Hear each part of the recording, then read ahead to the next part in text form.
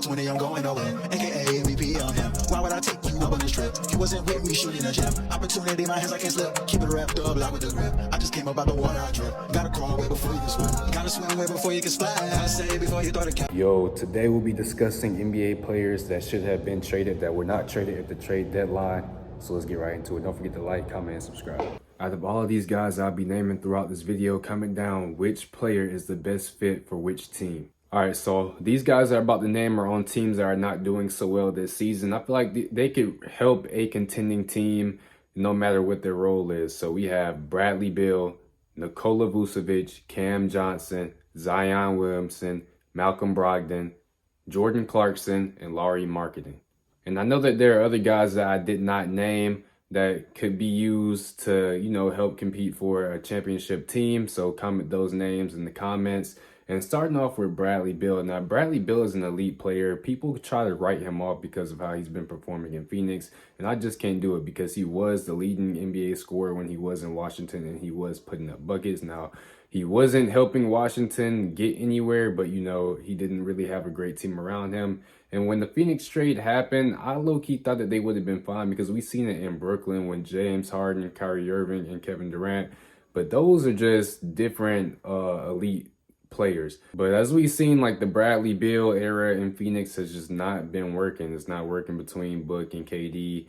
It's just too much offense, not enough defense. And it's basically how the team is built around them three guys. The team is just not built around those three guys that great. So we can't really blame Bradley Beal, but the Phoenix Suns have been underperforming. And I feel like a trade will happen soon, whether that's Bradley Beal or Kevin Durant or even Devin Booker being gone in the next season. Now, Nikola Vucevic should have been traded. Like, the Chicago Bulls are going into a rebuild. They got rid of DeMar DeRozan. They got rid of Zach LaVine. And it's been time for Nikola Vucevic to be off that team. It's kind of hurting his career being in Chicago because Chicago is not doing anything right now.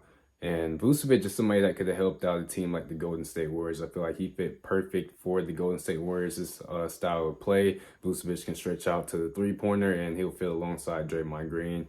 And having Stephen Curry as his point guard would just be crazy for Vucevic.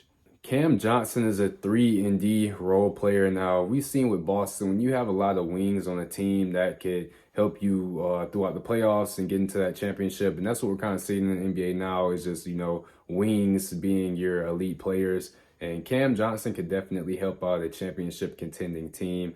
And he's on the Brooklyn Nets. So, the Brooklyn Nets are not doing anything as well right now. They're towards the bottom of the East, and they really don't have any star players on their team. I feel like in Brooklyn's mind, they should have kind of traded Cam Johnson. That way they could tank for a lower draft pick because, this draft coming up is going to have some elite players in it. And, everybody wants to run for Cooper Flag. With the Pelicans and Zion Williamson, it gets tricky because Zion is just not a regular role player. He is an elite star, and he could be, I don't put him in the superstar category right now. I just call him an elite star. And, the Pelicans, they got rid of Brandon Ingram and they brought in DeJounte Murray.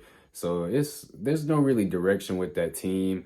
And, they still have CJ McCollum on the team. And that's another dude that I didn't mention that should have got traded as well is CJ McCollum because he could definitely be a key piece to a championship winning team. So we'll talk about both of them guys, Zion Williamson and CJ McCollum.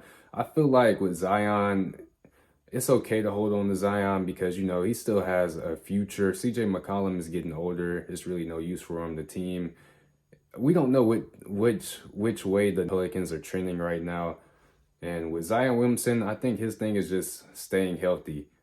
Staying healthy is Zion Williamson's problem and just playing a lot of games at elite level. We know that he's an elite force, so I can't blame the New Orleans Pelicans for wanting to hold on to him. But as we've seen with the Luka trade, anybody could be going for the right price. Now that I'm thinking about it, I'm surprised that CJ McCollum didn't get moved or no teams tried to trade for CJ McCollum. That's shocking to me.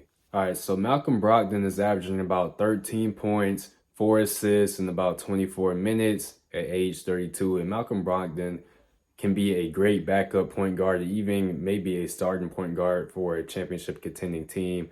And I don't know why Washington is holding on to him. I know they want to have some veterans on their team for the young guys, But a guy like Malcolm Brogdon, you can't let him rot away in Washington. At least send him somewhere where he can compete and, you know, play basketball at a high level. I forget that, you know, some NBA players are fine being in the situations that they're in. This is what Malcolm Brogdon had to say.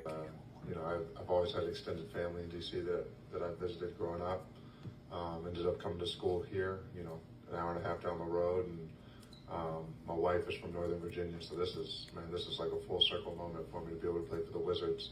It's a team I've always wanted to put the jersey on for, so I'm super excited to be here. As NBA fans, we tend to forget that, you know, these players have a lot more than just picking which team that they want to play for. They have to think about their families, and they have to think about the area that they're going to as well.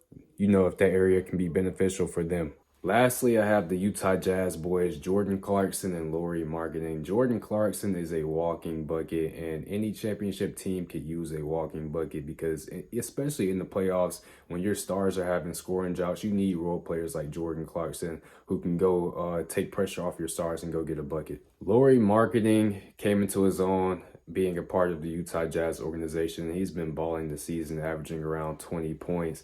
And to me, the Golden State Warriors kind of fits Lauri Markkanen's play style. Like, he's like Vucevic, he can stretch the floor, hit threes, and that's basically the Golden State Warriors offense and a lot of ball movement. And I feel like Lauri Markkanen would have fit perfectly with that team. But I'm not mad at the Jazz for holding on to him because in a couple years, believe it or not, the Utah Jazz are going to be a force to be reckoned with, and I'm calling it. Call my bluff in the comments.